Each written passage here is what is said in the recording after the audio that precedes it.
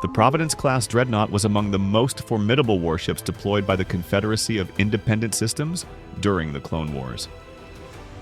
As a multi-role capital ship, it combined the firepower of a battleship with the carrying capacity of a fleet carrier, making it a versatile and highly efficient vessel for both fleet engagements and planetary assaults. Its weapon systems were carefully distributed across the hull, ensuring it could engage enemies from multiple angles while maintaining a strong defensive perimeter. The primary offensive weaponry of the Providence class consisted of 14 quad, heavy turbo-laser batteries, strategically mounted along its port and starboard flanks. These immense weapons were capable of unleashing firepower equivalent to a magnitude 10 earthquake, making them devastating against enemy capital ships and station defenses. Their long-range capabilities allowed the Dreadnought to engage targets well before they could return fire, and when used in concentrated broadsides, these turbo lasers could punch through the shields and hulls of Republic Venator-class Star Destroyers with overwhelming force. However, the sheer size of these weapons resulted in moderate aiming speeds, requiring precise coordination from fire control teams and advanced targeting sensors to compensate for enemy movements. To prevent overheating during prolonged engagements, the turbo laser batteries were equipped with an advanced cooling system, utilizing heat dissipation vents and energy redistribution mechanisms to maintain optimal operational efficiency. Supplementing the primary armament were 34 dual heavy laser cannons mounted along the dorsal and ventral sections of the hull. These high-energy laser turrets were highly effective at engaging medium-sized enemy vessels, such as frigates and corvettes, as well as providing suppression fire against concentrated fighter formations. Unlike the quad heavy turbo lasers, these cannons possessed a significantly faster tracking speed, allowing them to adjust their aim more efficiently in combat. Their high rate of fire made them particularly useful in drawn-out battles, where sustained damage could gradually wear down an enemy's shields and defenses. Heat dissipation was managed through integrated cooling arrays that allowed the turrets to maintain continuous operation with minimal risk of overheating. The Providence class was also equipped with 2 forward-mounted battleship ion cannons, designed specifically to disable enemy ships by disrupting their shields and electronic systems. These massive cannons were fixed along the prow of the ship, requiring precise maneuvering to line up with their targets. When fired, the ion blast could render enemy shields useless and cause severe electronic malfunctions, leaving them vulnerable to follow-up attacks from the Dreadnought's turbo lasers and torpedoes. The immense energy output of these weapons resulted in a low rate of fire, necessitating careful timing and coordination to ensure maximum effectiveness. To manage the intense power requirements, the ion cannons were integrated into the ship's primary reactor systems, with large heat exchangers regulating their energy output to prevent catastrophic overloads. For point defense and close-quarters combat, the Dreadnought carried 12 heavy flak cannons, which could also be configured as mass driver cannons. These weapons were distributed along the hull to provide overlapping fields of fire, allowing them to create a formidable defensive screen against incoming starfighters and missile barrages. Utilizing kinetic rounds rather than energy-based projectiles, the flak cannons were particularly effective at shredding enemy fighter squadrons and intercepting incoming torpedoes before they could strike the ship's shields. Their rapid-fire capabilities ensured a continuous barrage, making it difficult for enemy starfighters to approach without sustaining heavy losses. The fast-tracking capabilities of these weapons allowed them to keep pace with the highly maneuverable Republic starfighter squadrons, compensating for the Dreadnought's relatively slower maneuverability. In addition to its flak defenses, the Providence class was armed with 12 twin light ion cannons, positioned along its port and starboard sides. These weapons were designed for rapid engagements against smaller, more agile ships such as corvettes and gunships. While their overall power output was lower than that of the primary battleship ion cannons, their high rate of fire made them effective at stripping away enemy shields and disabling critical systems before larger weapons could finish them off. The turrets were highly responsive, with precision tracking systems ensuring they could effectively target even the fastest-moving vessels. The Dreadnought's torpedo arsenal was one of its most devastating offensive systems. A total of 102 proton torpedo launchers were spread across the hull, each capable of firing 3 torpedoes in rapid succession. These high-yield warheads were designed to bypass enemy shields and inflict catastrophic damage upon impact, making them especially effective against heavily armored Republic warships and fortified space stations. The torpedoes were equipped with advanced tracking systems, allowing them to home in on enemy targets even in high-speed combat scenarios. Reloading the torpedo tubes required a brief delay, but their sheer destructive potential ensured that any direct hits would severely compromise an enemy vessel's combat effectiveness. The Dreadnought also carried 10 heavy tractor beam projectors, positioned along its port and starboard sections. These powerful emitters were primarily used to seize and immobilize enemy ships, preventing them from escaping or maneuvering effectively in battle. When deployed in conjunction with the ship's ion cannons, these tractor beams could hold enemy ships in place while they were systematically disabled and destroyed.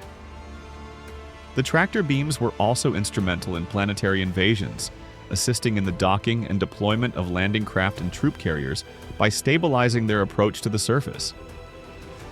Despite its fearsome array of weapons, the Providence-class was not solely reliant on firepower for its battlefield dominance. The vessel was equipped with an advanced defensive suite including deflector shields, reinforced hull plating, and thermal shielding. The ship's deflector shields were among the most powerful of its era, capable of absorbing sustained barrages from enemy warships without immediate compromise. These shields were further supplemented by thermal shielding, which provided an additional layer of protection against high-energy laser fire and extreme environmental conditions. The ship's armor plating was among the thickest of any warship in its class, allowing it to withstand significant punishment even when its shields were compromised. Although it was classified as a dreadnought, the Providence-class also functioned as a carrier, capable of deploying a vast complement of starfighters and ground assault vehicles. The ship's expansive hangars could accommodate 120 Vulture-class droid starfighters and 120 droid tri-fighters, as well as 10 Hyena-class droid bombers. These fighter squadrons provided critical support during space battles, overwhelming enemy fleets with sheer numerical superiority. In addition to its starfighter complement, the Dreadnought could transport several hundred droid-armored vehicles, including multi-troop transports and armored assault tanks, along with a variety of shuttles and HMP droid gunships for planetary deployment. The vessel had a crew complement of 900 officers, droids, and other enlisted personnel, while also being capable of carrying a staggering 1.5 million deactivated battle droids, allowing it to serve as a mobile invasion platform. The integration of such an extensive weapon system into a single vessel made the Providence-class an exceptionally lethal warship, capable of engaging multiple enemy targets simultaneously. Every aspect of its design emphasized overwhelming firepower, strategic versatility, and the ability to exert dominance over a battlefield. While the immense energy demands of its weaponry and shielding systems required careful management, the ship's ability to deploy both devastating long-range attacks and precise short-range strikes ensured that it remained one of the most dangerous warships of the Clone Wars era.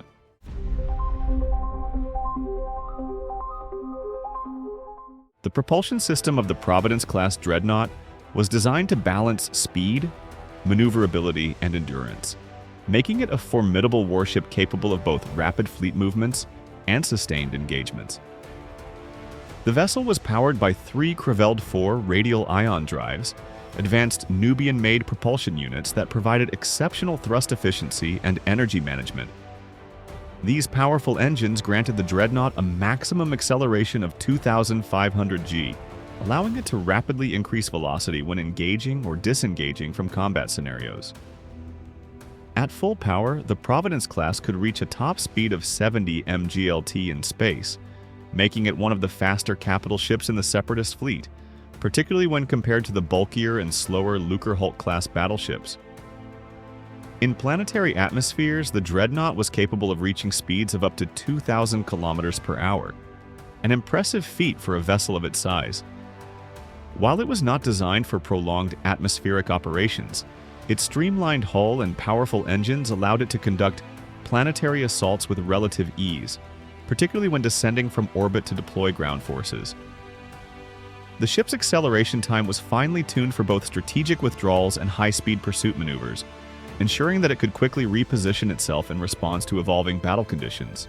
Despite its size and mass, the Providence-class exhibited remarkable maneuverability for a dreadnought, a feature that made it highly effective in fleet engagements. The ship's Creveled 4 engines were designed with a sophisticated thrust vectoring system, which allowed it to make precise course corrections and adjust its trajectory without the sluggish response times typically seen in warships of similar scale. This level of maneuverability made the dreadnought particularly dangerous in ship-to-ship combat, as it could maintain optimal firing angles for its broadside weapons while evading concentrated enemy fire. Its lateral thrusters and stabilizing fins played a crucial role in its ability to make controlled adjustments during battle, enabling it to perform evasive actions or shift its orientation to maximize firepower distribution. The ship's energy distribution systems were engineered to manage the substantial power demands of both its propulsion and combat systems. The primary reactor complex was designed to efficiently allocate energy between the engines, shields, weapons, and life support systems, ensuring that no single function was compromised during peak operations. During high-speed maneuvers or emergency retreats, power could be diverted from non-essential systems, such as secondary weapon arrays or docking operations, to reinforce engine output. Conversely, when the dreadnought was engaged in sustained combat, power could be redirected from propulsion to boost shield strength and weapon recharge rates. To maintain optimal engine performance, the dreadnought was equipped with an advanced cooling network, which utilized high-capacity heat exchangers and radiative cooling panels distributed along the ship's aft section. These systems dissipated excess heat generated by the Creveled 4 engines, preventing thermal buildup that could otherwise lead to decreased efficiency or catastrophic failure. Coolant reservoirs were integrated into the engine compartments, ensuring that the ship could sustain prolonged high-speed operations without overheating. Routine technical maintenance of the Providence-class engines was a complex process, requiring specialized droid and organic crew teams to inspect and service the propulsion systems. The radial ion drives were modular in design, allowing for relatively quick replacement of key components such as ionization chambers, thrust regulators, and cooling units. The ship's onboard diagnostic systems continuously monitored engine performance, alerting engineers to any potential malfunctions or inefficiencies before they could develop into critical failures. In addition to its sublight propulsion, the dreadnought was fitted with a hyperdrive system for interstellar travel. The primary hyperdrive was rated at Class 1.5, granting it faster-than-light capabilities that allowed it to keep pace with other Separatist capital ships. While not as fast as some Republic vessels equipped with Class 1.0 hyperdrives, the Providence-class was still able to conduct rapid hyperspace jumps, ensuring strategic mobility across war zones. As a precautionary measure, the ship was also equipped with a backup Class 10 hyperdrive, which, while significantly slower, provided redundancy in case the primary hyperdrive was damaged or disabled. Navigational capabilities were supported by an advanced sensor suite and a dedicated navigation computer, allowing the ship to calculate hyperspace routes with precision. Long-range sensors enabled the dreadnought to detect potential threats or obstacles along its trajectory, reducing the risk of hyperspace accidents and ensuring safe transit across the galaxy. The vessel's navigation systems were also programmed with extensive astrogation data, allowing it to plot complex routes through Separatist-controlled space and beyond. Overall, the Providence-class Dreadnought's propulsion systems were engineered for maximum efficiency, ensuring that it remained a highly mobile and tactically flexible warship despite its considerable size. Its combination of high-speed capabilities, advanced maneuvering systems, and intelligent energy distribution made it a formidable force on the battlefield, capable of executing both aggressive assaults and strategic retreats with precision.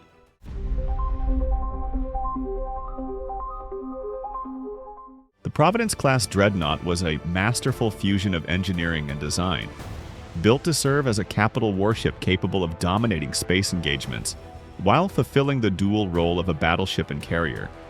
Developed by the Free DAC Volunteers Engineering Corps in collaboration with Rendeley's Star Drive, this vessel was a prime example of Separatist naval superiority, incorporating advanced technology and a robust structural design to ensure its effectiveness in prolonged campaigns. The Dreadnought came in two primary size variants, with the standard model measuring 1,088 meters in length, while a larger variant, built for enhanced operational capacity, extended to 2,177.35 meters. Despite their size differences, both versions shared the same fundamental design philosophy: maximizing firepower, defensive resilience, and starfighter deployment capabilities while maintaining a formidable presence on the battlefield. At the core of the Providence-class Dreadnought's operations was its reactor system, which supplied power to all primary systems, including propulsion, weapons, shielding, and life support. The exact specifications of these reactors were kept classified by the Separatists, but they were known to be highly efficient, capable of sustaining prolonged combat operations without significant degradation in performance. The ship's power distribution was carefully managed to ensure that energy could be reallocated as needed, with priority given to shields and weapons during engagements and propulsion during fleet maneuvers. Defensive capabilities were a cornerstone of the Dreadnought's design, featuring some of the thickest armor plating among Separatist warships. The reinforced hull was composed of a high-density Durasteel titanium alloy, which provided substantial protection against both kinetic and energy-based attacks. This armor was layered strategically, with additional plating concentrated around critical areas such as the bridge, engine compartments, and weapons emplacements. Complementing its armor was an advanced shielding array that included standard deflector shields and specialized thermal shields. The deflector shields provided broad-spectrum protection against laser and projectile weapons, while the thermal shields were specifically designed to dissipate and absorb high-intensity energy blasts, reducing the effectiveness of sustained enemy fire. This combination of shielding systems ensured that the Providence class could withstand heavy bombardment, allowing it to maintain offensive operations even under significant duress. The vessel's sensor and communication systems were designed for long-range detection and strategic coordination, making it an effective command ship within the Separatist Navy. Its sensor suite could detect enemy movements and battlefield anomalies at vast distances, providing fleet commanders with critical intelligence during engagements. The onboard navigation computer ensured precise hyperspace calculations, allowing the Dreadnought to execute rapid jumps across the galaxy with minimal risk. Secure communications channels facilitated coordination between fleet elements, enabling real-time strategy adjustments and synchronized attacks. Internally, the ship was structured to accommodate both its droid and organic crew members. The command bridge was designed with advanced control consoles and holographic tactical displays, allowing officers to oversee fleet engagements with precision. Crew quarters varied depending on rank and function, with officers receiving private chambers while standard personnel were housed in communal barracks. The ship's automated maintenance systems, including repair droids and diagnostics units, ensured that essential operations continued smoothly with minimal manual intervention. Life support systems on the Providence class were robust, maintaining stable atmospheric conditions and temperature regulation throughout the vessel. Air filtration units ensured that organic crew members had a consistent oxygen supply, while emergency life support pods were strategically placed in case of hull breaches. These systems were optimized to function efficiently even during prolonged deep space deployments, ensuring the sustainability of the ship's crew. The Dreadnought's cargo capacity was substantial, capable of holding up to 18,000 metric tons of supplies, ammunition, and spare components. This vast storage space allowed the vessel to sustain lengthy campaigns without frequent resupply, making it ideal for prolonged sieges and extended operations. The cargo bays were also used to store additional droid reinforcements, which could be deployed as needed to support planetary invasions or supplement the ship's defenses. In terms of lighting and interior design, the Providence class maintained the characteristic Separatist aesthetic, featuring dimly lit corridors with red emergency lighting and cold metallic surfaces. The ship's interior was optimized for both efficiency and intimidation, reflecting the pragmatic and militaristic nature of its designers. Overall, the Providence-class Dreadnought was a technological marvel, combining formidable firepower, resilient defenses, and strategic versatility into a single warship. Its meticulous engineering and advanced systems made it a cornerstone of the Separatist fleet, capable of withstanding prolonged engagements while serving as a mobile command center, carrier, and battleship in one.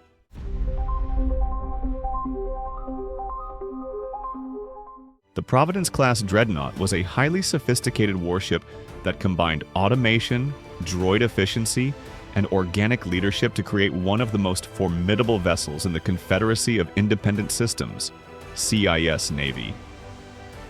Designed for both space superiority and planetary invasions, its crew composition reflected the Separatist doctrine of leveraging droid automation alongside skilled organic officers. The vessel was engineered to function with minimal organic personnel, relying on tactical droids, pilot droids, and repair droids to handle the majority of shipboard operations. Nevertheless, organic officers played a vital role in fleet coordination, strategic decision-making, and crisis management, ensuring that the ship maintained tactical superiority over Republic forces. The crew was structured in a hierarchical format, with an organic or droid commander at the top.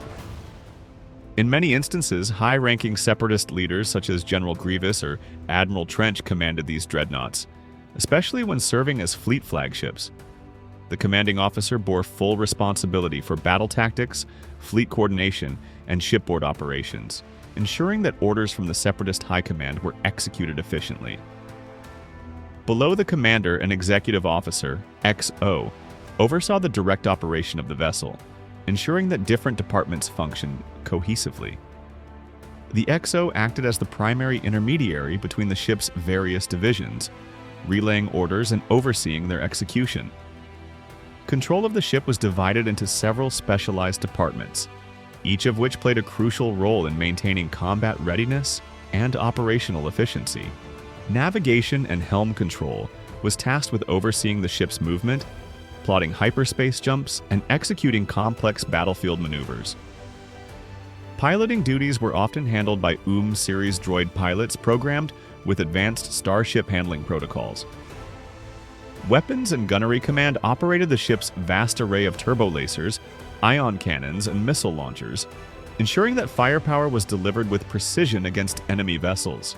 This section was largely droid-operated, with automated targeting systems assisting in rapid targeting and firing solutions. Starfighter Command was responsible for launching, recovering, and coordinating the 240 starfighters housed within the vessel's hangars.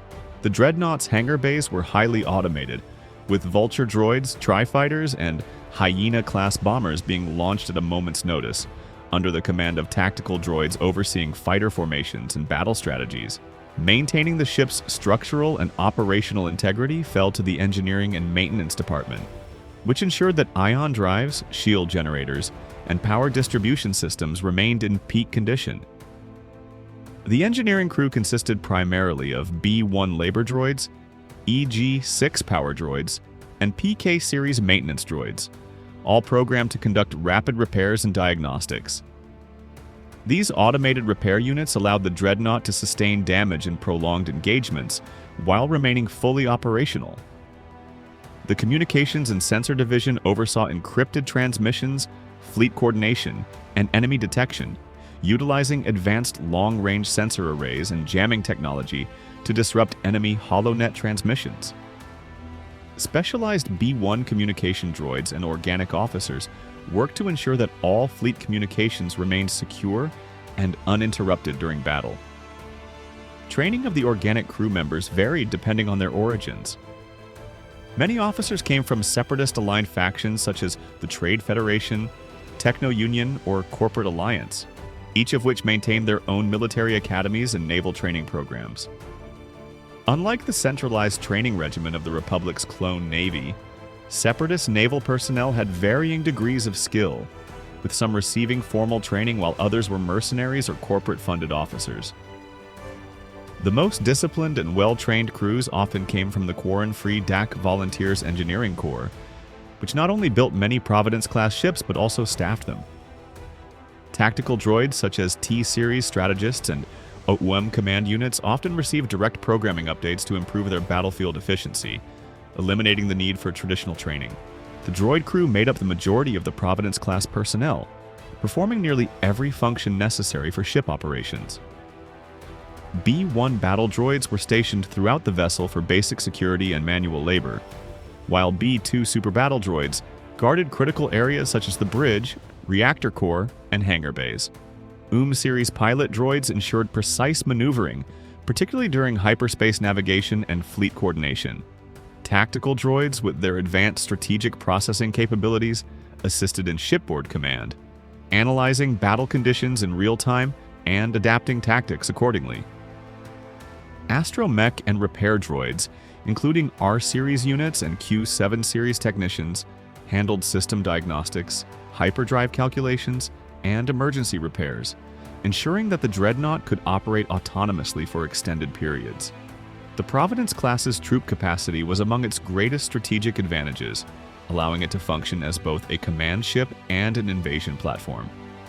The vessel was capable of carrying over 48,247 organic troops, including planetary militias, mercenaries, and Separatist-aligned forces. Additionally, it housed 1.5 million deactivated battle droids, which could be deployed en masse during planetary assaults. Troops and droids were rapidly transported to the battlefield using multi-troop transports, MTTs, C-9979 landing craft, HMP droid gunships, and various shuttlecraft, ensuring rapid deployment for ground operations. Morale aboard the Dreadnought varied based on the crew composition.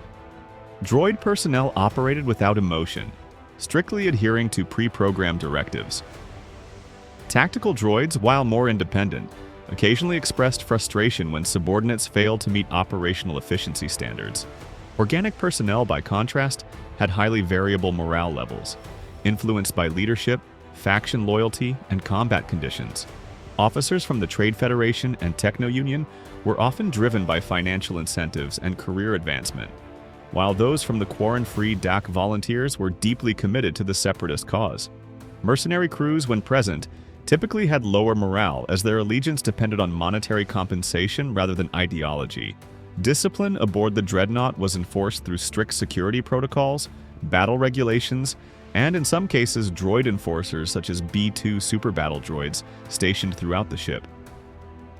Tactical droids were known for their rigid adherence to operational efficiency, and failures in performance were often met with immediate reassignment or deactivation. Shipboard regulations mandated structured duty shifts, regular tactical briefings, and pre-battle readiness drills, ensuring that all crew members were prepared for combat at all times. The standard equipment issued to organic crew members included uniforms color-coded by rank and faction, personal blaster sidearms for self-defense, encrypted data pads for ship system access, and breath masks with life support vests in case of hull breaches. Emergency protocols dictated that escape pods were prioritized for high-ranking officers, while droid personnel were often left behind in the event of ship abandonment. Providence-class Dreadnoughts incorporated highly advanced astromech and repair droids to assist with navigation, hyperspace calculations, and battle damage control. These droids played a crucial role in ensuring that the ship remained combat-ready for prolonged engagements. Automated repair systems allowed for self-repair capabilities, with dedicated maintenance droids working continuously to restore damaged systems. This automation allowed the Dreadnought to endure extended battles with minimal downtime. The crew of a Providence-class Dreadnought represented the pinnacle of Separatist naval doctrine, blending automated efficiency with strategic leadership. The integration of droid labor, advanced tactical programming, and skilled organic officers allowed these ships to function as mobile war machines, capable of executing large-scale fleet engagements, planetary blockades, and full-scale invasions with ruthless efficiency.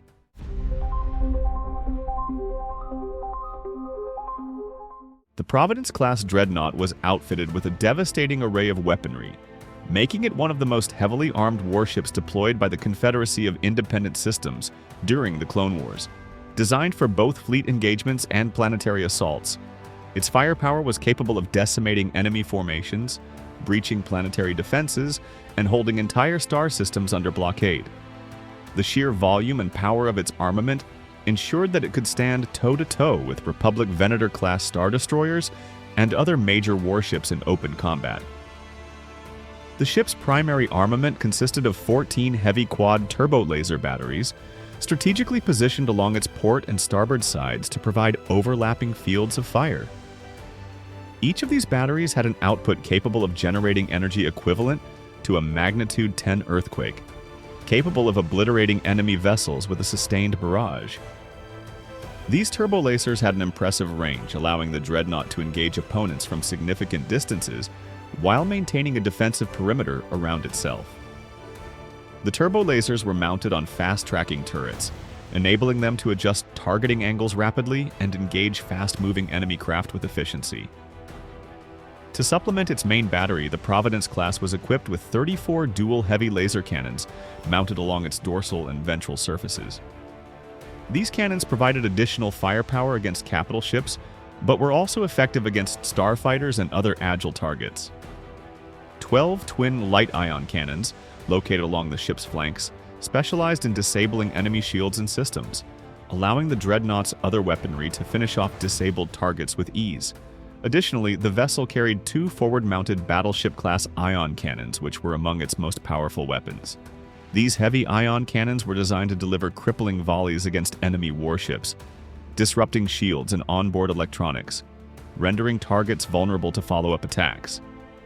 For dealing with starfighters, missile strikes, and smaller assault craft, the Dreadnought featured 12 heavy flak cannons, which could double as mass driver cannons. These weapons blanketed the surrounding space with high-explosive rounds, creating lethal kill zones that shredded incoming fighters and projectiles before they could reach the hull. The point defense network was further enhanced by 10 heavy tractor beam projectors, which could be used to capture enemy ships, disrupt formations, or pull starfighters into optimal firing solutions. One of the most significant offensive assets of the Providence-class was its extensive missile arsenal. The Dreadnought boasted 102 proton torpedo launchers, each capable of firing 3 torpedoes in a single salvo. This allowed the vessel to unleash a massive wave of high-explosive ordnance in a short amount of time, devastating enemy warships, ground-based fortifications, or heavily armored targets. The torpedo systems were fully integrated with advanced targeting computers, ensuring maximum accuracy even at long ranges. Cooling and energy distribution systems were essential for maintaining the performance of these formidable weapons. Each battery was equipped with independent heat dissipation systems, ensuring that prolonged firing would not cause overheating or system failures. Auxiliary energy routing allowed power to be redistributed between different weapon systems depending on battlefield conditions, ensuring optimal performance even when the Dreadnought was sustaining damage. Additionally, a redundant targeting array, linked to droid-assisted fire control, ensured that all weapons could be coordinated effectively, allowing for precise, calculated strikes against enemy forces. Despite its already formidable armament, some commanders further modified their Providence-class Dreadnoughts. Some variations incorporated additional point defense systems, while others featured experimental turbo laser modifications to increase range and firepower at the cost of higher energy consumption. These modifications were often implemented by elite Separatist officers seeking to gain an edge over the Republic Navy. Beyond its offensive capabilities, the Providence-class also functioned as a carrier, capable of deploying up to 240 starfighters, including 120 Vulture-class droid starfighters and 120 droid tri-fighters. These fighter complements allowed the Dreadnought to maintain space superiority and launch overwhelming attacks against enemy fleets. In addition to starfighters, the vessel could carry over 100 armored vehicles, including multi-troop transports, armored assault tanks, landing craft, shuttles, and HMP droid gunships, making it a formidable platform for planetary invasions. With its unparalleled combination of heavy weaponry, advanced targeting systems, and fighter deployment capabilities, the Providence-class Dreadnought stood as one of the most powerful warships of its time. It was a fearsome symbol of the Separatist military's might, designed to crush Republic resistance wherever it was deployed.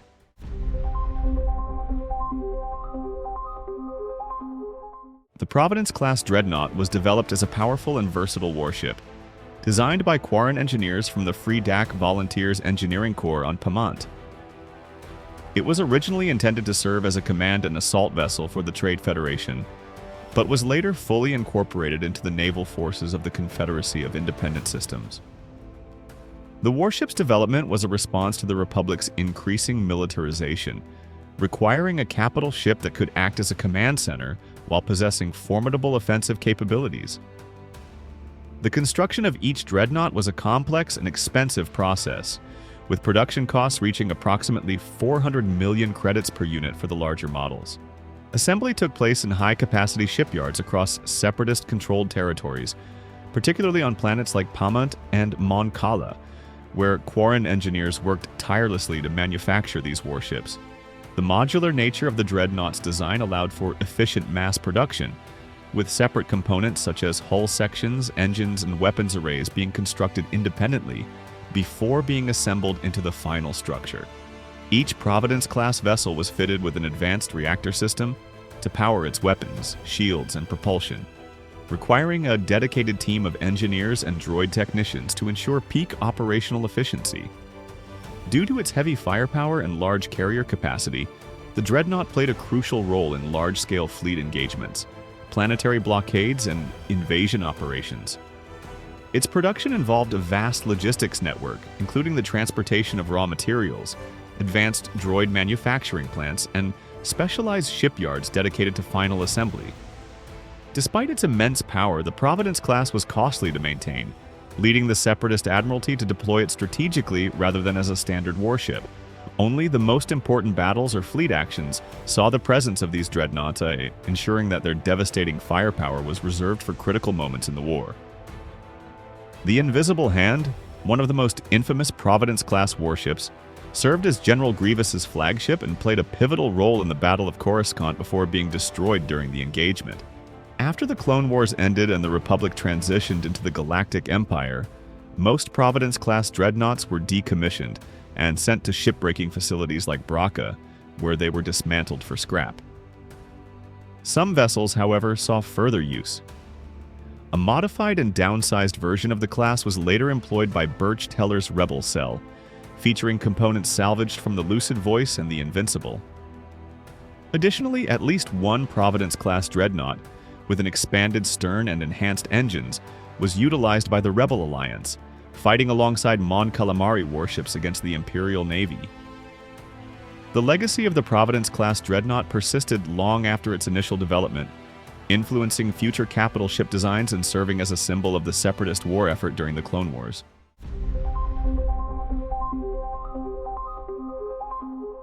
In 22 BBY, during the Clone Wars between the Galactic Republic and the Confederacy of Independent Systems, CIS, the Confederacy launched an invasion of the strategically important crystalline planet Christophus.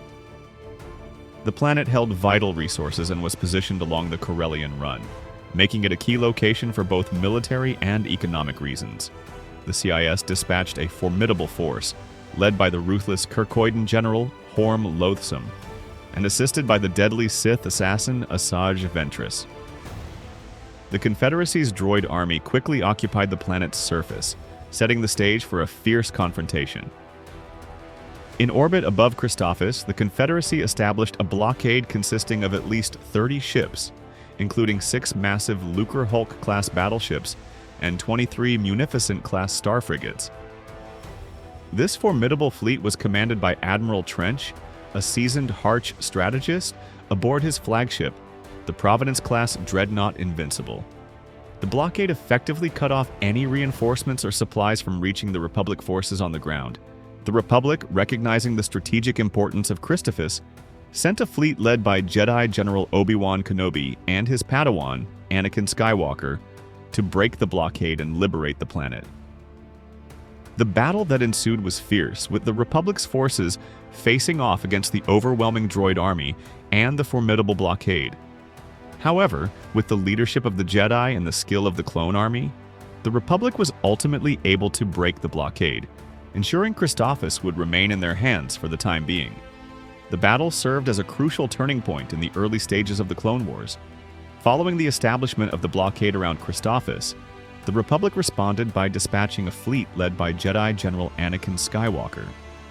The fleet consisted of 3 Venator-class Star Destroyers and 3 Pelta-class frigates, tasked with breaking the blockade and delivering crucial relief supplies to the planet's surface. The 2 fleets clashed in orbit above Christophus, with the Republic fleet engaging the Confederacy's formidable blockade. As the battle unfolded, the Invincible, Admiral Trench's flagship, made a calculated move to advance towards the Republic's lead ship, the Resolute. Its relentless assault on the Republic fleet forced Skywalker's ships to divert more power to their forward shields in a desperate attempt to withstand the barrage of turbo-laser fire. The Invincible's tactical superiority allowed it to isolate the Republic's Pelta-class frigates from the Venator-class Star Destroyers, exploiting the gap and using its overwhelming firepower to destroy one of the frigates. The destruction of the Republic ship severely hampered their ability to maintain their formation and provide full support for the relief mission. However, Skywalker, renowned for his tactical ingenuity, pressed forward, determined to break the blockade and ensure the Republic could continue its mission. As the Invincible continued its relentless bombardment of the Republic fleet, General Anakin Skywalker, determined to break through the blockade, made the bold decision to overcharge the reactors of his ships in an attempt to force their way through the enemy lines. In response, Admiral Trench ordered his forces to hold their position and increase the power to their forward deflector shields, anticipating the Republic's aggressive maneuver. However, as the battle raged on, reinforcements arrived in the form of Jedi General Obi-Wan Kenobi, who commanded his own fleet. Upon assessing the situation, Obi-Wan advised Skywalker to withdraw behind the moon of Lysis and regroup, revealing that he had devised a counter-strategy. Skywalker, reluctant but trusting in his fellow Jedi's wisdom, ordered his fleet to retreat to the far side of the moon. On the Invincible, Trench's tactical droid, TY-99, questioned whether they should pursue the retreating Republic forces. The Arch Admiral, however, calmly stated that their mission was to maintain the blockade, and the Republic would likely return, confident that the situation was under control. Once the Republic fleet had retreated, Admiral Trench ordered the recharging of the Invincible's shields, as well as a reset of its cannons. With the blockade holding strong and the immediate threat temporarily diminished, Trench and his forces prepared for the next phase of their mission, unaware that Obi-Wan's plan was about to unfold. While the Republic fleet took refuge behind the moon of Lysis, Admiral Trench remained resolute in his strategy. He ordered his tactical droid, TY-99, to provide an update on the surface engagements. The droid reported that it would take approximately half a rotation before the Confederacy could successfully seize control of the planet, a situation Trench found unacceptable. In an effort to hasten the process and provoke the Republic into action, Trench decided to escalate the conflict by ordering a squadron of Hyena-class droid bombers to attack the surface, targeting the position of Senator Bail Organa. The bombers were deployed with precision, and their mission was clear: bomb the Senator's location and undermine the Republic's position on the planet. However, as the bombers approached their target, they unknowingly flew directly over General Skywalker, who had been ordered by Obi-Wan Kenobi to use a prototype stealth ship to deliver the much-needed relief supplies to the surface. The Republic's plan to resupply was at risk of being discovered by the Confederacy's aerial assault, and Skywalker would need to act swiftly to avoid being caught in the crossfire of the bombing run. After the bombing run, Skywalker, determined to break the blockade and achieve victory, decided to take a more aggressive stance. He engaged the Invincible head-on, deactivating the cloaking device of his stealth ship. By doing so, Skywalker revealed his position to Admiral Trench, immediately launching several torpedoes aimed directly at the Invincible's command bridge. However, the Dreadnought's powerful thermal shields successfully repelled the attack, much to Skywalker's frustration. In response, Trench ordered his crew to fire a barrage of turbo-laser fire at the stealth ship, hoping to neutralize the Republic's threat. But just as the lasers came within range, Skywalker once again activated the cloaking device, evading the barrage and vanishing from the Invincible's sensors. Despite the failure of his attempts to damage the stealth ship, Trench began to realize the true nature of his opponent. He concluded that it wasn't simply a clone trooper piloting the vessel, but a Jedi, and more specifically, General Skywalker. Recognizing the dangerous skill of the Jedi, Trench opted to make contact with Skywalker directly. Over the comms, the Arch Admiral warned the Republic forces to retreat while they still could. He acknowledged the impressive nature of the Republic's stealth ship, but claimed that he had fought similar vessels in the past, implying that it would not be enough to defeat him. Trench's confidence in his tactical abilities and experience as a commander was clear, but it was also evident that he underestimated the determination and skill of Jedi Skywalker, who was more than willing to press the fight for the fate of Christophsis. After the transmission ended, Trench, ever the seasoned strategist, was certain that Skywalker would not back down. Understanding the capabilities of a stealth ship, he surmised that the Republic ship could easily slip past the blockade unnoticed, but Skywalker had intentionally chosen to engage.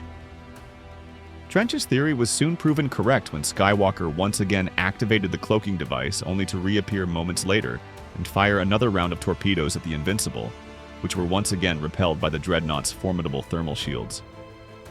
However, this time, Trench was prepared.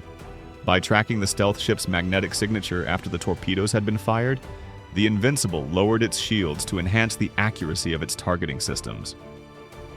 With this information, Trench ordered his crew to fire several tracking torpedoes towards Skywalker's ship, hoping to pin down its exact location. The torpedoes fired in quick succession, but Skywalker skillfully evaded them, using the stealth ship's agility to avoid their impact.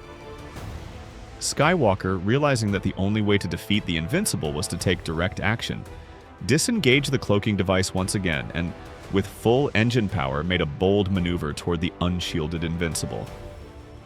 He fired a precise volley of torpedoes, which found their mark and struck the Dreadnought's bridge, detonating it and causing the ship to explode in a spectacular display of fiery destruction. With the Invincible destroyed, the entire blockade was thrown into disarray, and the Republic fleet, led by General Obi-Wan Kenobi, returned to the fray. The chaos following the loss of Trench's flagship provided the Republic with the upper hand, allowing them to break the blockade and continue their mission on Christophsis. Skywalker's daring strategy had turned the tide of the battle, ensuring the Republic's success in the confrontation. After the Confederacy's victory over the Republic on Felucia in 21 BBY, which allowed them to secure the Prelimian trade route, the Separatist Navy launched a follow-up attack on the Felucia Medical Station, HCTFF-2. This Republic Haven-class medical station, located in the Felucia system, had been one of the key facilities providing medical care to Republic forces during the Clone Wars. The assault was led by a Providence-class Dreadnought, accompanied by 2 Munificent-class star frigates. The Separatist fleet, under the command of a skilled officer, targeted the medical station with a heavy barrage of fire. The station's defenses, though formidable, were overwhelmed by the coordinated attack, resulting in its destruction.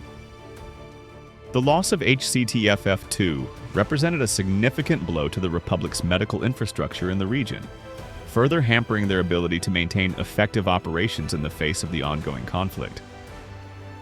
The destruction of such facilities also underscored the increasing toll the war was taking on the Republic's resources and its capacity to provide aid to its forces across the galaxy.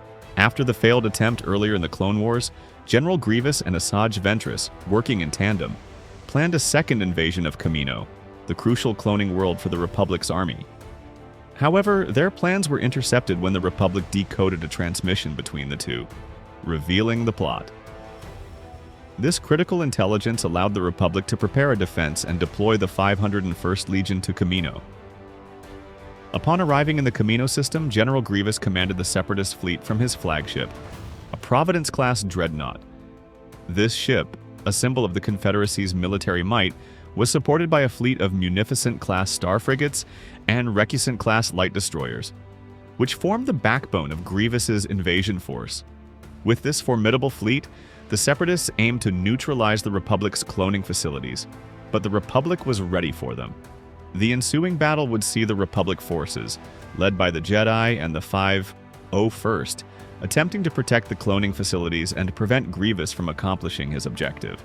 The battle for control over the planet Sullust was a pivotal moment during the Clone Wars, where a Separatist fleet, under the command of the dark side assassin Asajj Ventress, clashed with the Republic forces commanded by Jedi Generals Anakin Skywalker and Obi-Wan Kenobi.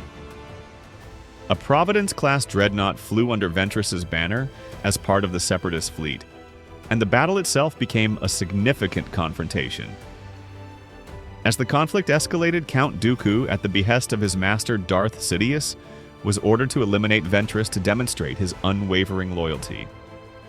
The Separatist tactical droid, TJ-912, following these orders, instructed the fleet to retreat, but not before launching a devastating attack on the Separatist command ship. In the chaos that followed, Ventress found herself in a brief lightsaber duel with Jedi General Skywalker and Kenobi. Despite the battle's ferocity and the destruction of the Dreadnought, Ventress managed to narrowly escape, leaving behind the wreckage of the Separatist vessel as Republic forces claimed victory. After Jedi Master Even Piell uncovered the location of the strategic Nexus Route hyperspace lane, his forces were ambushed by a Separatist fleet led by a Providence-class carrier-wallower destroyer. The ambush resulted in Piell's capture and imprisonment at the Citadel, a heavily fortified prison located on the volcanic planet Lola Sayu. The Citadel was known for its seemingly inescapable security, making Piell's capture a significant blow to the Republic's efforts. The Separatist capture of Piell was a strategic move, as the Jedi Master held vital information regarding the Nexus Route, a key hyperspace lane that could have given the Republic a tactical advantage. The situation prompted a daring rescue mission, which would involve a Republic task force to infiltrate the Citadel and free Master Piell from the Separatists' clutches. Upon receiving the distressing news of Jedi Master Even Piell's capture, the Republic swiftly mobilized a specialized rescue team to prevent the Separatists from gaining access to the critical coordinates of the Nexus Route hyperspace lane. The mission was led by Jedi Generals Anakin Skywalker and Obi-Wan Kenobi, alongside Captain Rex and the 501st Legion. The team entered the Lola Sayu system aboard a stolen Separatist-class Type B shuttle, a vessel commonly used for stealth missions. However, their approach did not go unnoticed as they encountered the Separatists' planetary defense fleet. This fleet, led by a formidable Separatist dreadnought, posed a serious threat to the Republic's covert operation. Despite the overwhelming firepower, the Jedi team used their skills and ingenuity to navigate through the fleet's defenses, ultimately making their way to the Citadel on Lola Sayu. The rescue mission was fraught with peril, but the Republic team remained determined to extract Master Piell before the Separatists could extract the hyperlane's coordinates, ensuring the Republic's continued advantage in the war. After successfully rescuing Jedi Master Even Piell from the Citadel on Lola Sayu, the Republic team attempted to make their escape aboard the stolen Separatist-class shuttle. However, the shuttle was destroyed during their departure, leaving the rescue team stranded on the planet's surface. To secure their extraction, the Republic quickly dispatched a task force consisting of 4 Venator-class Star Destroyers, led by Jedi Master Plo Koon. The Republic fleet engaged the Separatist Planetary Defense Fleet, which included the Separatist Dreadnought and various other warships. The Republic task force, though outnumbered, pressed the attack with precision and force, ensuring that the escape route was cleared for the stranded team. Master Plo Koon's fleet provided the necessary fire support, allowing the rescue team to reach safety as they fought off the Separatist forces in a fierce battle above Lola Sayu. The operation highlighted the Republic's unwavering resolve and its commitment to saving its forces, regardless of the odds. During the Clone Wars, General Grievous, the cyborg leader of the Separatist forces, launched a sudden and devastating attack on Jedi Master Adi Gallia and her fleet. The conflict unfolded near the planet Patitaite Patuna, where Grievous, commanding his personal Providence-class cruiser carrier, confronted Master Gallia aboard her flagship, a Republic Star Destroyer.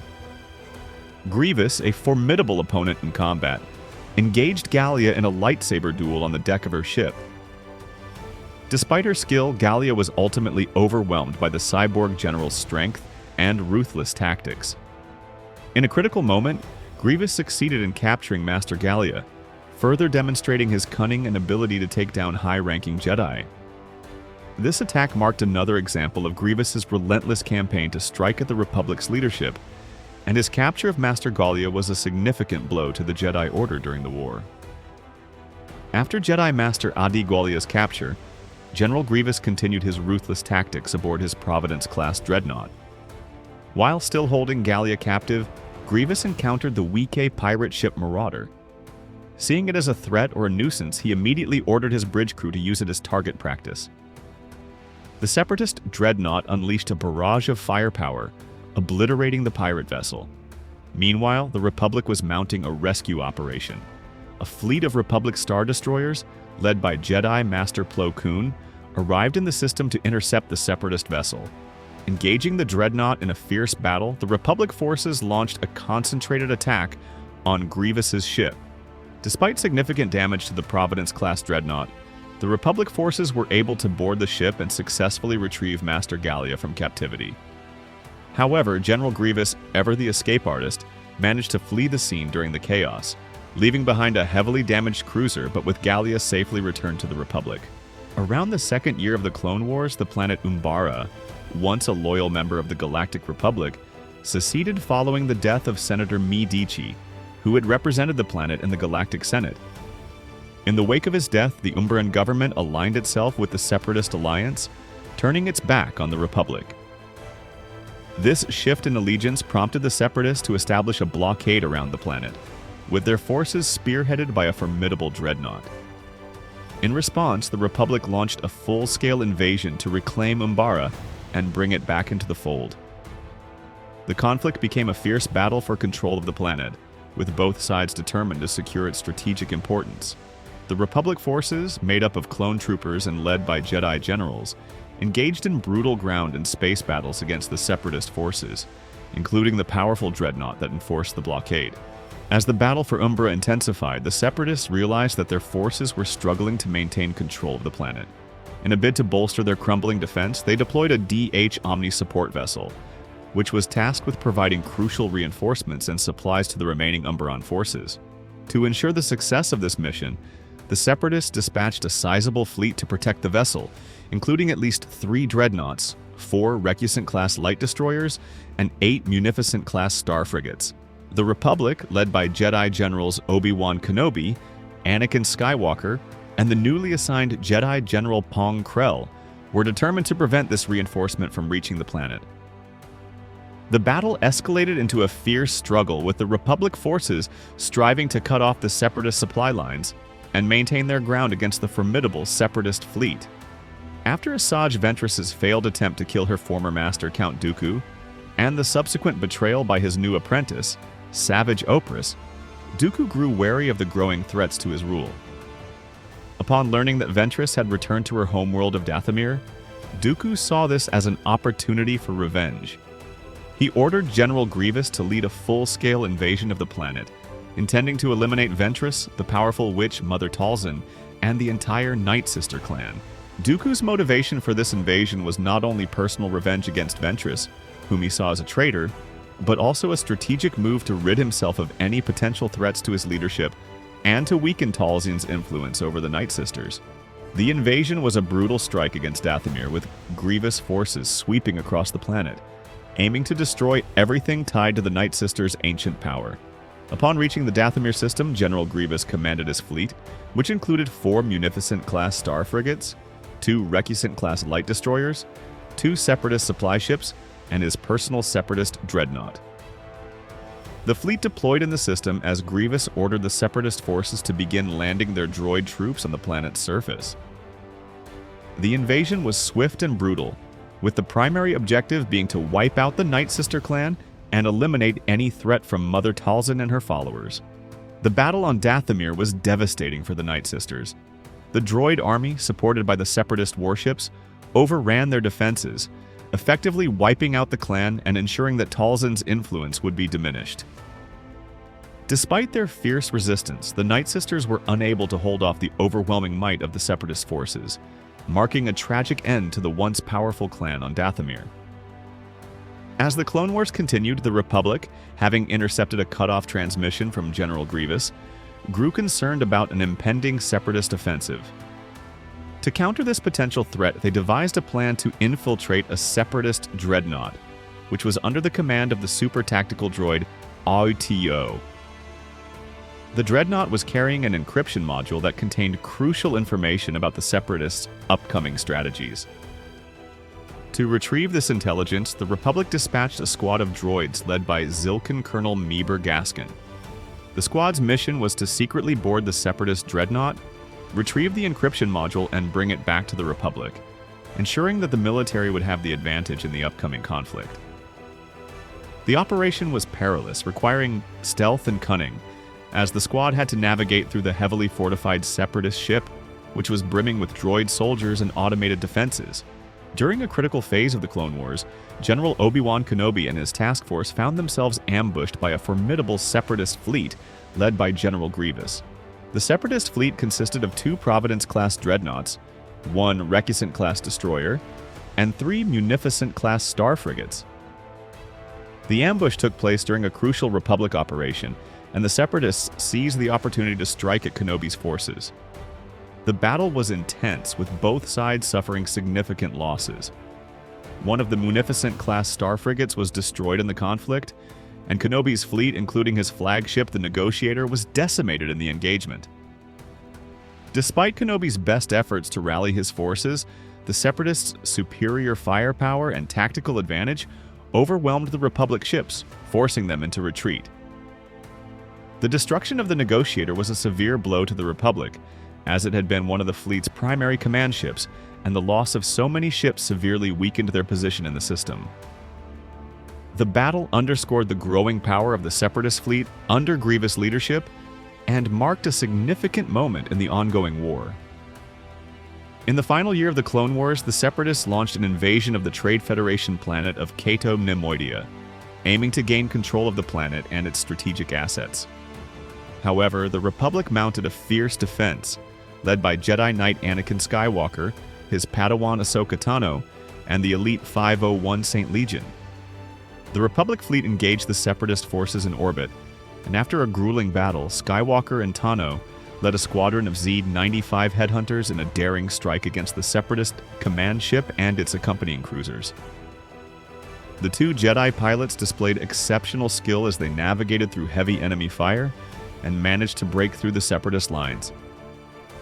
The battle in the skies above Cato Nemoidia was intense, with both sides deploying their most advanced starships and tactics.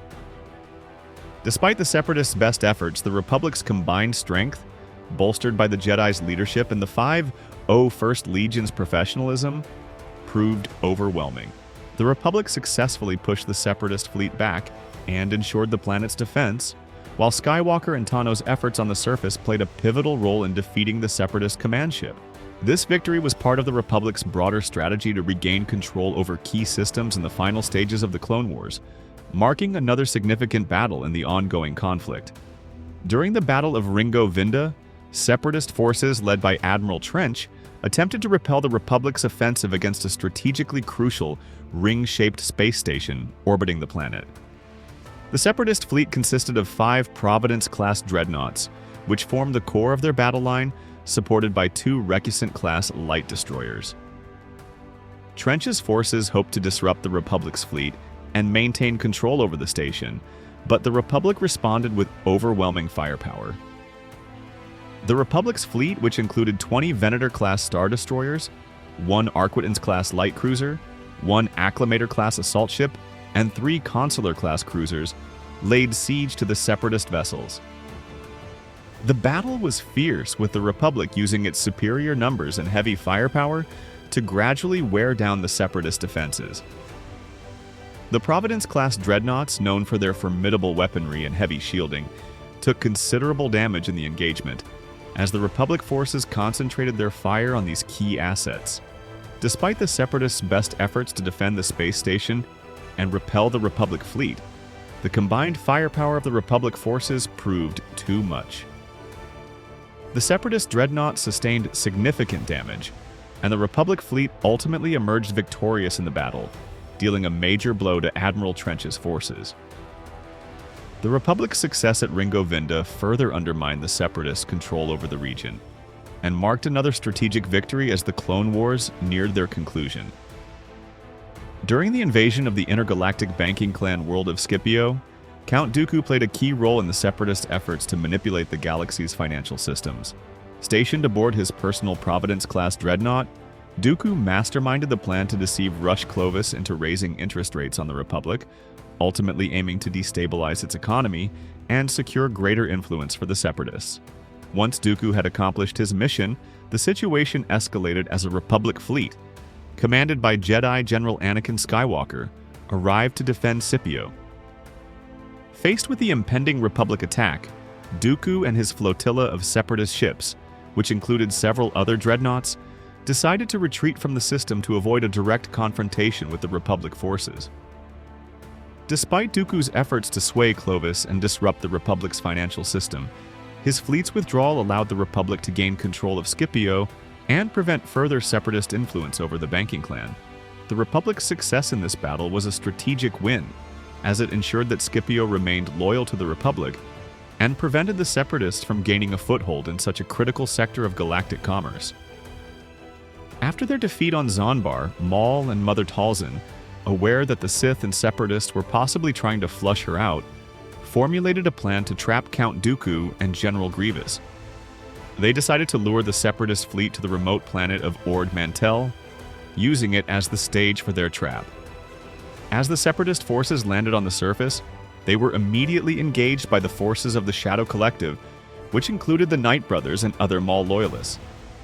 While the battle raged on below, Maul infiltrated the Separatist Dreadnought.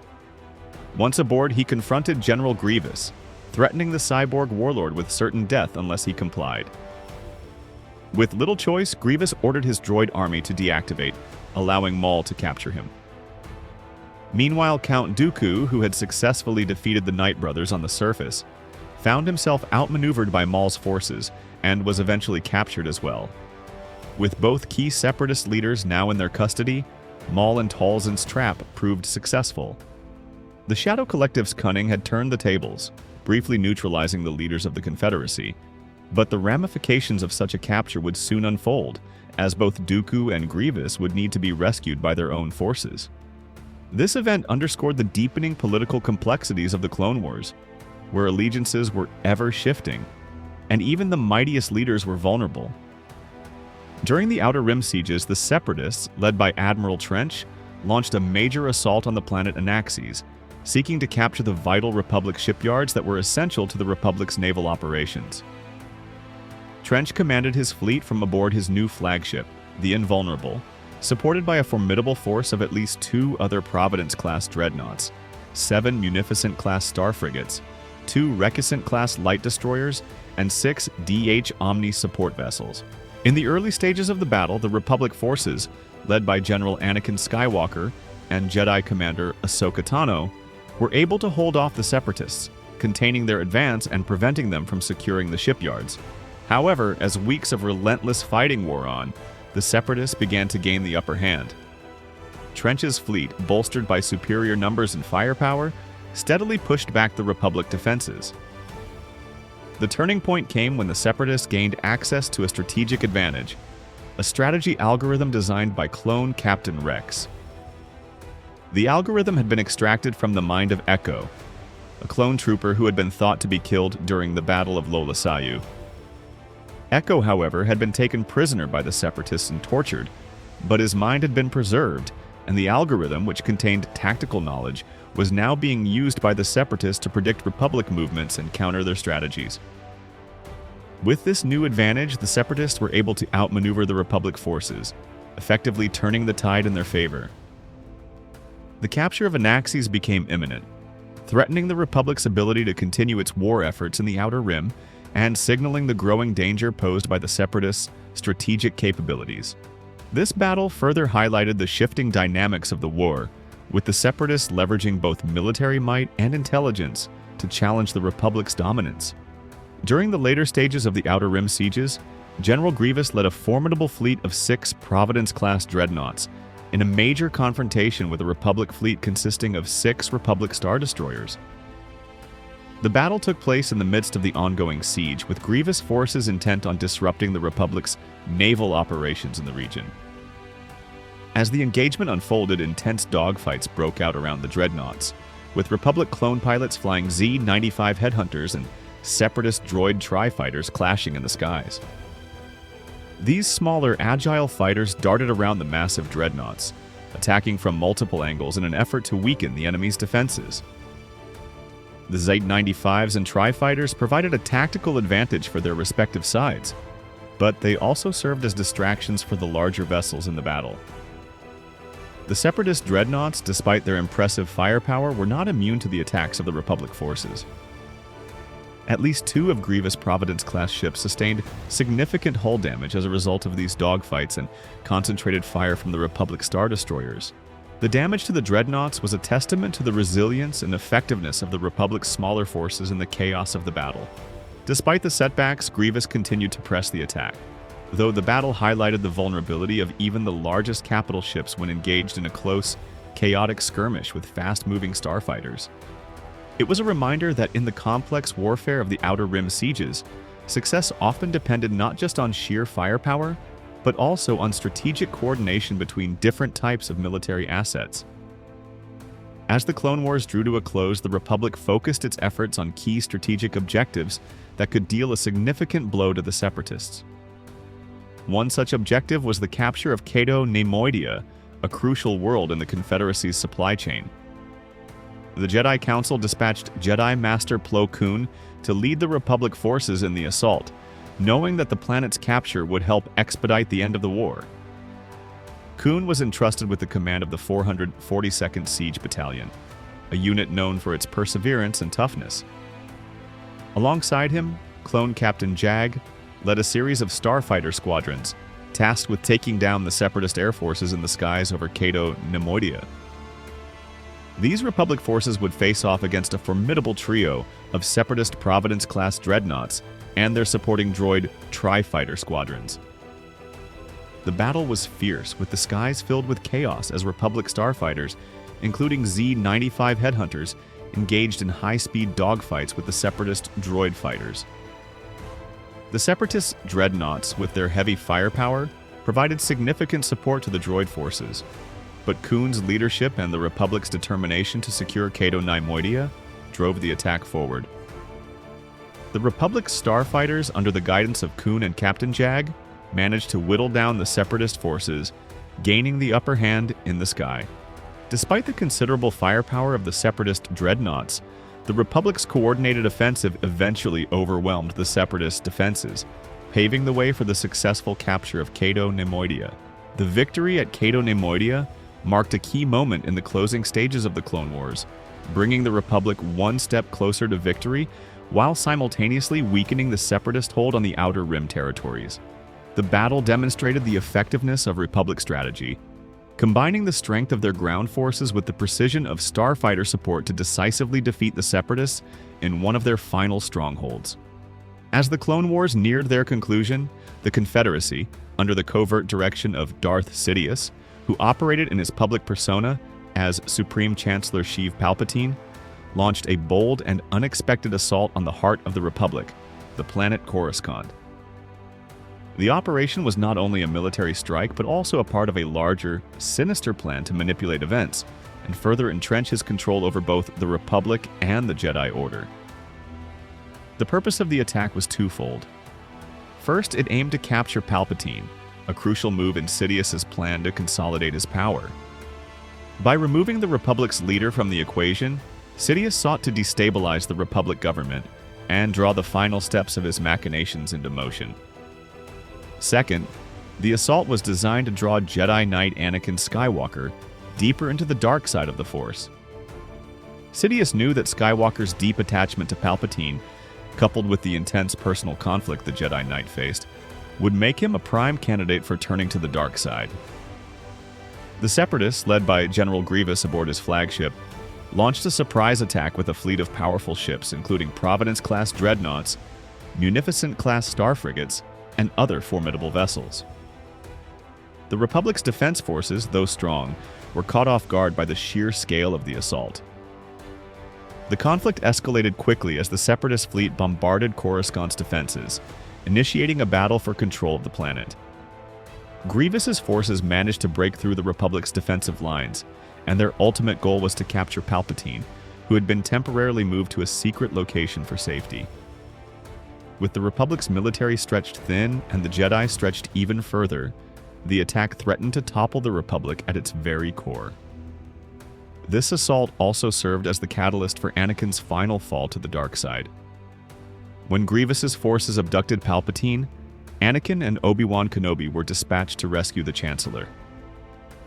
The events that followed, the dramatic rescue aboard Grievous's flagship, and the chaotic battle that ensued, pushed Anakin to the brink of his personal and emotional limits. His growing disillusionment with the Jedi Order, coupled with his desire to save Palpatine, further fueled his eventual decision to betray the Jedi and embrace the Sith teachings of power and control. In the aftermath of the assault, the attack on Coruscant marked the beginning of the final stage of the war, one that would see the Republic fall and the rise of the Galactic Empire. Sidious, using his puppet Chancellor persona, would soon move to implement his long-term plan, consolidating his power and using Anakin Skywalker as a critical piece in his vision for galactic domination. In a bold and unexpected move, General Grievous and the Separatist fleet launched an all-out assault on the Republic's capital, Coruscant, with the aim of capturing Chancellor Palpatine. The Separatist fleet, led by the massive Providence-class Dreadnought Invisible Hand, was far larger and more powerful than anyone in the Republic had anticipated. Despite the prevailing belief that the Separatists would never dare strike at the heart of the Republic, Grievous proved them wrong.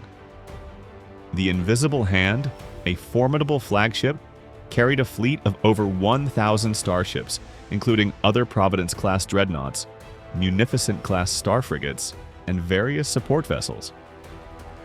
The suddenness and scale of the attack caught the Coruscant Home Defense Fleet off guard, and despite their best efforts to defend the planet, they were quickly overwhelmed by the superior firepower and tactical maneuvering of Grievous's forces.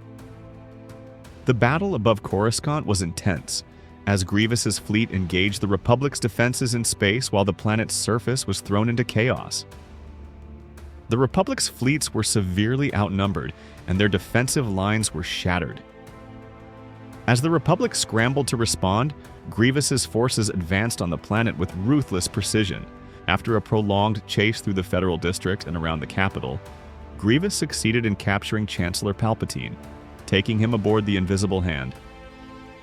This event marked a turning point in the Clone Wars, signaling not only a major military defeat for the Republic, but also the beginning of a new chapter in Palpatine's rise to ultimate power. His capture would set the stage for the final stages of the war and the subsequent rise of the Galactic Empire. This moment also set into motion the personal tragedy of Anakin Skywalker. With his mentor and friend Palpatine now in the hands of the Separatists, Anakin's emotional turmoil intensified, making him more vulnerable to the manipulations of the Sith Lord. What began as a military maneuver soon spiraled into a far greater personal and political crisis, leading directly to the eventual downfall of the Republic and the Jedi Order. Despite being outmatched, the Republic's home fleet made a desperate attempt to prevent General Grievous's flagship, Invisible Hand, from escaping with Chancellor Palpatine.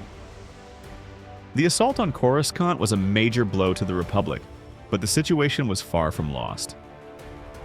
In a bold move, the Republic's Open Circle fleet, commanded by Jedi Generals Obi-Wan Kenobi and Anakin Skywalker, arrived just in time to join the fray. Their presence turned the tide as they engaged the Separatist escorts, Munificent-class star frigates, Recusant-class light destroyers, and Lucrehulk-class battleships that were protecting the Invisible Hand. Kenobi and Skywalker led a daring charge through the chaotic battlefield, navigating through swarms of Separatist vessels and relentless turbo-laser fire. Their mission was clear: reach the Invisible Hand and prevent Grievous from escaping with the Chancellor. Their swift actions allowed them to break through the Separatist lines and approach the flagship. Upon reaching the Invisible Hand, Skywalker took control of the situation by deactivating the flagship's deflector shields. This strategic move created a window of opportunity for the two Jedi to land safely inside the ship's main hangar, where they would face further challenges.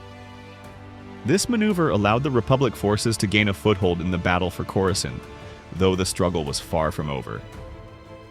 Once inside the Invisible Hand, the two Jedi prepared for the next phase of their mission: to confront General Grievous, who was determined to make his escape, and to rescue the Chancellor from his clutches. With the fate of the Republic hanging in the balance, this high-stakes mission would lead to a climactic battle that would set the stage for Anakin Skywalker's eventual fall to the dark side and the rise of the Galactic Empire. After successfully freeing Chancellor Palpatine from captivity and defeating Count Dooku aboard the Invisible Hand, Jedi Generals Obi-Wan Kenobi and Anakin Skywalker faced yet another dangerous challenge. As the battle raged on, the Invisible Hand engaged in a brief but intense broadside exchange with the Republic's Venator-class Star Destroyer, Guarlara. The Dreadnought sustained significant damage during the clash, and despite valiant efforts by its crew to regain control, the ship began plummeting toward Coruscant's surface. Although the Invisible Hand was severely crippled, the Separatists' defeat was not absolute. General Grievous, knowing his flagship was doomed, managed to escape in an escape pod. The pod was retrieved by the Profusion, a Separatist Lucrehulk-class battleship, as Grievous made his getaway, leaving the Republic with a victory but still without capturing the elusive general. Despite the damage, Skywalker and Kenobi, still aboard the stricken Invisible Hand, worked together to land the massive Dreadnought on Coruscant's surface. During the landing, a significant portion of the ship broke off, but the Jedi managed to avoid total destruction and safely bring the vessel to the planet. Though the Republic had managed to rescue the Chancellor and deal a blow to the Separatist leadership, the cost of the battle was steep. The Invisible Hand was critically damaged, and Grievous escaped once again, leaving the Republic's forces with a bittersweet victory as the Clone Wars neared their devastating conclusion. After the conclusion of the Clone Wars and the transformation of the Galactic Republic into the Galactic Empire, in 19 BBY, the once formidable Providence-class Dreadnoughts, which had been a cornerstone of the Separatist Navy, were decommissioned. The remnants of these once proud warships were sent to the junkyard planet of Bracca, a world known for its ship-breaking operations. There, the once powerful Dreadnoughts, having served their purpose in the war, began to deteriorate. With the rise of the Empire, the need for these ships faded, and they were left to rust and be disassembled. Over time, the massive vessels became little more than decaying hulks, their advanced technologies and weaponry stripped away. The sight of the old Separatist Dreadnoughts, now abandoned and decaying in the scrap yards of Bracca, stood as a silent testament to the end of an era, as the Empire moved forward with new fleets and technologies, leaving the past behind. In 14 BBY, during the reign of the Empire, a rebel cell led by Birchteller made use of a modified and downsized version of a former Separatist Providence-class Dreadnought. This particular Dreadnought had a notorious reputation for jamming signals and destroying holonet relays during the Clone Wars. The vessel was an amalgamation of several Dreadnoughts that had once served the Separatists, most notably including parts from the Lucid Voice, which contributed to its sensor array tower, and the Invincible, the former flagship of Admiral Trench during the Battle of Christophsis. After the Battle of Christophsis, the Invincible had been recovered and its components were later sold, some of which were repurposed into the Rebel warship. The modified Dreadnought played a key role in the Rebel cell's operations, including an attack on the Imperial Sentinel base, which took place during the visit of Moff Wilhuff Tarkin. However, the Dreadnought's involvement in the rebellion was short-lived. Later, during a battle near the Gulf of Tatooine, the ship met its end when Imperial forces, led by Tarkin, destroyed it. Despite its destruction, the ship's legacy lived on as a symbol of the Rebel forces' resourcefulness in using salvaged technology to challenge the Empire. Another modified Providence-class Dreadnought, with an expanded stern and additional engines for enhanced speed and maneuverability, would go on to serve in the naval forces of the Alliance to restore the Republic. This warship was part of the Rebellion's efforts to counter the Empire's dominance in space. The modified Dreadnought participated in key battles alongside the newer Mon Calamari warships, which were custom-designed for the Rebellion. One notable engagement saw the Providence-class Dreadnought face off against the Star Destroyers of the Imperial Navy, a testament to the growing strength and coordination of the Rebel fleet. This battle, like many others fought by the Alliance, would highlight their ability to adapt and utilize salvaged or modified technology in their fight against the Empire. Despite the difference in size and power between the Star Destroyers and the Providence class, the battle showcased the tactical ingenuity and resilience of the Rebel forces as they took on the superior Imperial warships.